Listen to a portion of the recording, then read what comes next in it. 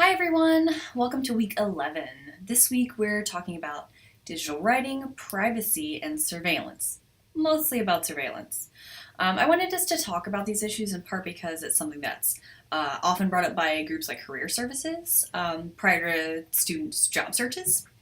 But I also want us to think a little bit more critically and deeply than career services usually asks about the relationships among digital writing technologies, privacy, and surveillance, rather than just what normally comes out of those career services kind of sessions, which is usually, should I post this picture if potential employers are looking at my Facebook, or should I clean up my Facebook from whatever activity.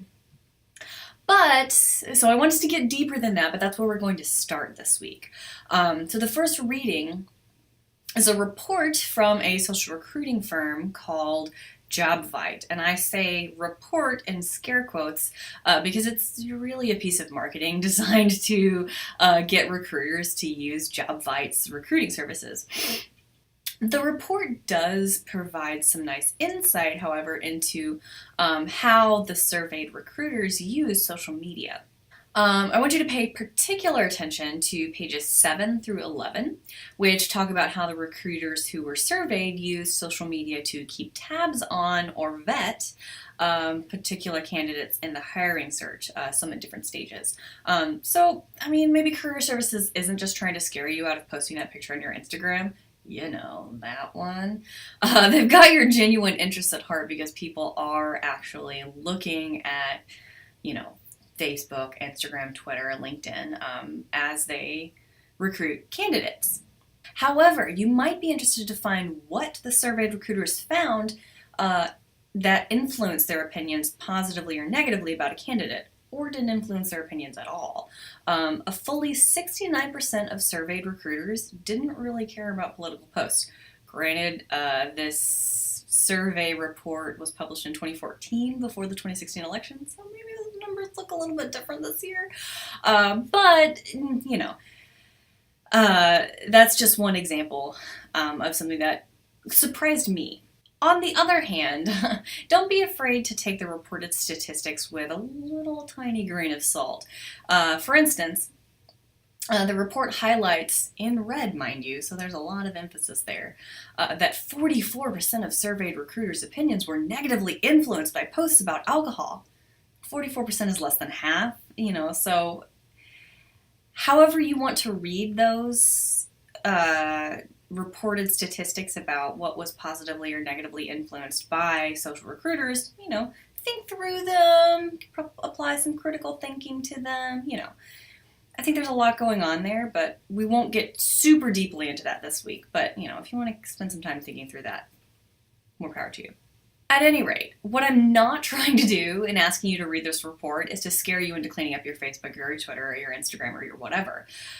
Rather, I'd like us to think about how and why employers have gained access to this information in the first place.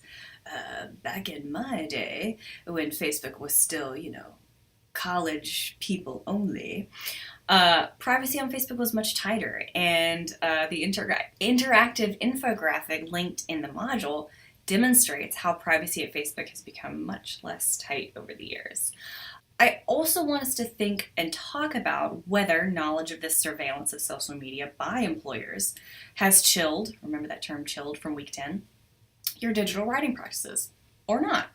So in order to think through how and why employers have gained this access, it's important to read about social media surveillance more generally. And that's what the Schneer on Security blog post, the Atlantic piece, and the piece from The Verge are for. I'd suggest you read them in that order, and that's how they're listed on the course module too. So the blog post, which is from 2013, gives you some background on internet surveillance more generally. The Atlantic piece, which is from 2014, talks more about the public-private surveillance partnership. And the Verge piece provides a bit of an update. It was written in 2016, I think fall of 2016 actually. November maybe? Doesn't matter. So as you read these pieces, I want you to keep the discussion post questions for this week in mind, so that you can kind of be thinking through your responses as you're reading these pieces. So the questions are, What cultural and technological forces do the readings describe that contribute to the phenomenon of online surveillance?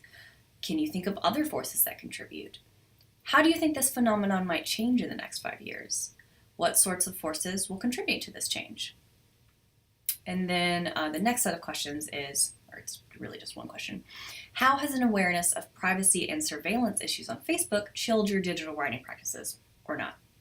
Additionally, this week I introduced the penultimate major assignment for this class, a blog post discussing some issue of digital writing. See the second lesson page in this module for more information, but I just wanted to give you a heads up. As always, email me with any questions or concerns that you might have. And that's enough for now. Happy writing.